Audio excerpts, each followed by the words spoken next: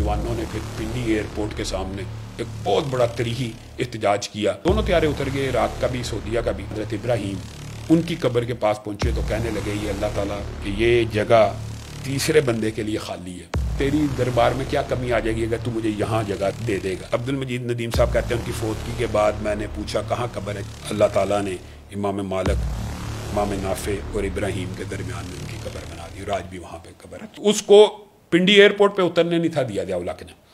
ज़ियाउल हक ने सऊदी तैयारों को पिंडी एयरपोर्ट पे नहीं उतरने दिया। तो उस वक़्त अहले हदीस बड़े गमो गुस्से में थे, ये बात जंगल की आग की तरह फैल गई। तो अहले हदीस नौजवानों ने फिर पिंडी एयरपोर्ट के सामने एक बहुत बड़ा तरीही एहतजाज किया। तो फिर फ़ौज को बाकायदा मुदाखलत करके वो तैयारों को उतारना पड़ा। दोनों तैयारे उतर गए, इराक का भी सऊदीया का भी। तो अब्बू जान ने जो है कबूल, यानी एक शख्स के लिए दो मुल्क के तैयारे खड़े थे, तैयारे खड़े। तो फिर अब्बू जान ने कहा कि नहीं, मैं जान, इराक के सफ़ीर ने भी बहुत कोशिश की कि लामा साहब हमारे पास चले जाएं। अब्बू ने कहा नहीं, इंशाल्लाह मैं उधर जाना चाहता हूँ, सऊदीया में इलाज कराऊंगा। और जो दुआ थी वो तो अब्दुल मजीद नदीम साहब मसलक देवबंद के बहुत बड़े आलम थे।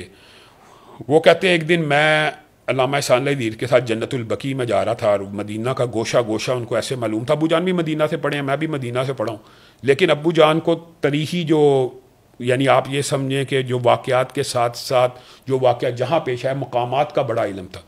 तो कहते हैं मुझे जन्नतुल बकी में लेके गए, अज़वाज मुतहरात की कब्रें दिखाई, हज़रत फ़ातिमा की मुख्तलिफ़ कब्रें दिखाते दिखाते दिखाते हज़रत अनस की कब्र के पास पहुँचे और रसूलुल्लाह सल्लल्लाहु अलैहि वसल्लम के जो बेटे हैं हज़रत इब्राहीम, उनकी कब्र के पास पहुँचे तो कहने लगे, ये अल्लाह ताला कि ये जगह तीसरे बंदे के लिए खाली है, अगर तेरी दरबार में क्या कमी आ जाएगी अगर तू मुझे यहाँ जगह दे देगा तो कल क़यामत के दिन रसूलुल्लाह और 10,000 साहबा के हमरा मैं यहाँ से उठूँगा। मैंने सारी ज़िंदगी साहबा की नौकरी की है। कहता रोना शुरू हो गया, लामा साहब दुआ कर रहे, रोते जा रहे और मैं आमीन कहता जा रहा हूँ।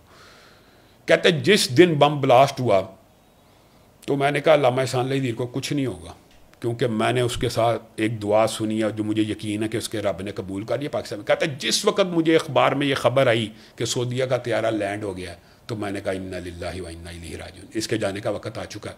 और आप हैरान रह जाएंगे कि यहाँ पे बिल्कुल ठीक थे और रियाज के डॉक्टरों को, यहाँ के डॉक्टरों ने बता भी दिया कि एनेस्थीसिया सेंसिटिव हैं, ज़ख्म इतने नहीं है लेकिन एनेस्थेटिक यानी वो एनेस्थीसिया देने से होश में लेट आते हैं। लेकिन उन्होंने जाते सारे आज के मिलिट्री हॉस्पिटल के अंदर डॉक्टर्स माहर थे, मुख्तलिफ डॉक्टरों की टीमें थी, उन्होंने कहा ये तो कोई इतना सीवियर हालत नहीं है। उन्होंने एनेस्थीसिया दिया, यहाँ पे अच्छे भले थे, आज पहुँचते साथ ही एनेस्थीसिया से होश में ना आ सके और डेथ हो गई। अब अगला जो बात है वो इससे भी ज़्यादा मुहय्यरुल उकूल है। वहाँ पे एक लॉ है कि जो बंदा जिस शहर में फ़ौत हो जाए, चाहे बादशाही क्यों ना, वहीं दफन होगा, मैयत ट्रैवल नहीं करेगी। तो मेरे दादा जान और फैमिली के लोग मौजूद थे। उन्होंने फिर उस वक़्त जो आज किंग है मलिक सलमान, उस वक़्त गवर्नर रियाज थे, अमीर थे रियाज के, तो उनसे दरख्वास्त की कि मेरे बेटे की ये ख्वाहिश थी कि वो जन्नतुल बकी में दफन हो जाए। तो उसने कहा ये हमारा लॉ नहीं है, लेकिन ये इतना बड़ा आदमी है कि आप इसकी ख्वाहिश की तकमील के लिए हम इस लॉ को तोड़ते हैं। तो फिर रियाज के मिलिट्री अस्पताल में इंतकाल हुआ और रियाज में उनका जनाजा शेख इब्न बाद उस वक़्त के ये मलिक सलमान वगैरह ने भी पढ़ा।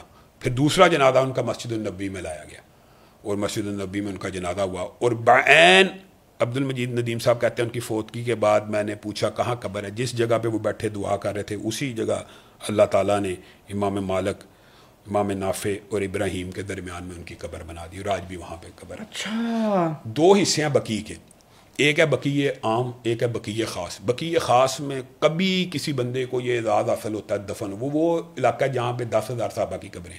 एक बकीये आम है जहाँ पे हर बंदे को वो दफन करते हैं और 5-6 साल बाद कब्र बदल देते हैं।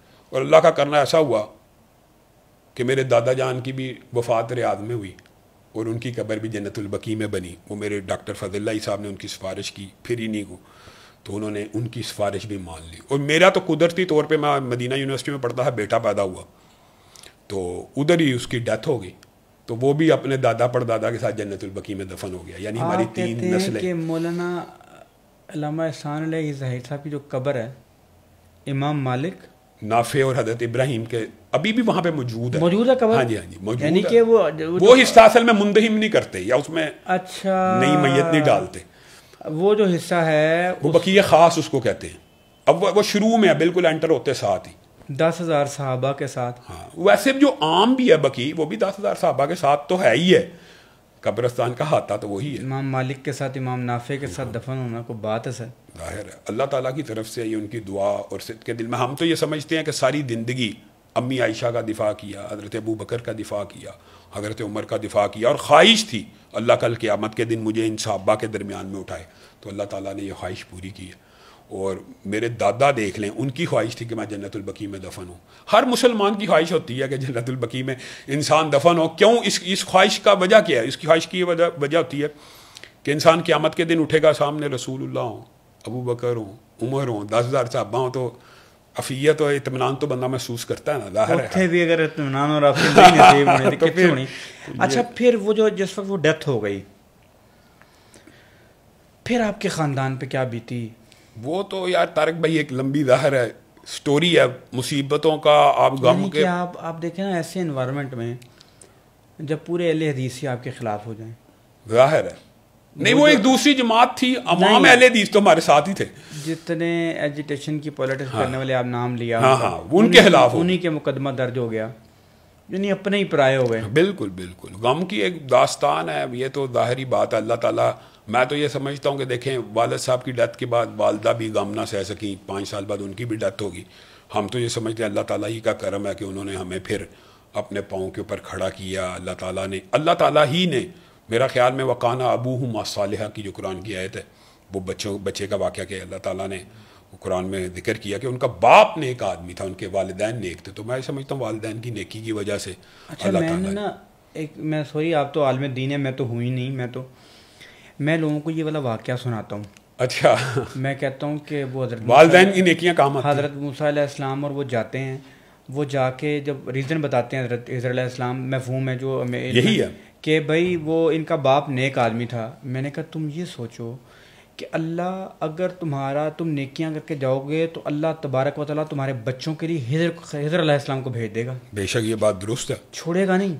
بے شک یہ کانسیپٹ سے نکلا ہے کہ اللہ چھوڑ دے گا. اللہ نہیں, اللہ تعالیٰ نیکیاں, ماں کانا ربو کا نسیہ, اللہ تعالیٰ بھولنے والا, اللہ تعالیٰ نیکیوں کو یاد رکھنے والے, اور اللہ تعالیٰ کی فضل و رحمت سے میں تو یہ سمجھتا ہوں کہ ہماری کفالت کی آپ بات سن لیں. میں 8 سال کا, ابسام صاحب 14 سال کے ہیں, تو ہماری کفالت کس نے کی, کیسے ہوئی؟ اللہ تعالیٰ ہی کا اس میں سب سے بڑا کرم. کس نے کی, کیا ہوا؟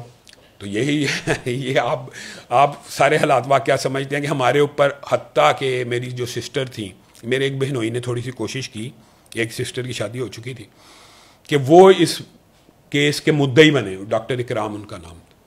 ان کو قتل کی دھمکیاں دے گی, وہ ملک سے, آپ کو شاید پتہ نہیں, وہ ملک سے بھاگ گئے. انہوں نے بھی سعودی عرب جا کے پناہ لی. وہ ساری زندگی, جن کے جو ڈاکٹر سبیل اکرام کے جو والد ہیں, جو آج ڈاکٹر سبیل ہے میرا بانجا, اس کے والد کی بات بتا رہا ہوں. وہ سعودی عرب, ڈاکٹر سبیل اکرام کے والد ڈر کے بھاگ گئے. ظاہر ہے, ظاہری بات ہے, حالات ہی نہیں تھے بھائی. کیا حالات تھے, ڈر والی کیا بات آ گئی. بندے کو پتا ہو موت ہے, موت سے بھاگنا چاہیے. نہیں, وہاں پہ سعودیہ میں پھر پناہ لی. وہاں پہ وہ ان کو جاب سرکاری مل گئی الحمدللہ. وہاں پہ سرکاری جاب کرتے ہوئے پوری زندگی گزار کے واپس آئے. کہنے کا مطلب یہ ہے کہ ظاہر ٹف حالات تو تھے, مشکل حالات تھے, لیکن عوام جو تھی نا اہل حدیثوں کی, عوام کی جو محبت اور پیار ہے, میں تو سر میرے اہل حدیثوں کو, میں ایسے لوگوں کو جانتا ہوں. یہ میں علامہ حسین علی زاہد صاحب کے بارے میں جو اتنی جو گفتگو کی ہے, میں نے اہل حدیثوں کی منہ سے سنی ہے, جو پڑھی ہے, تو میں نے ان کی تقاریر سنی ہیں, میں نے ان کی گن گرج سنی ہے.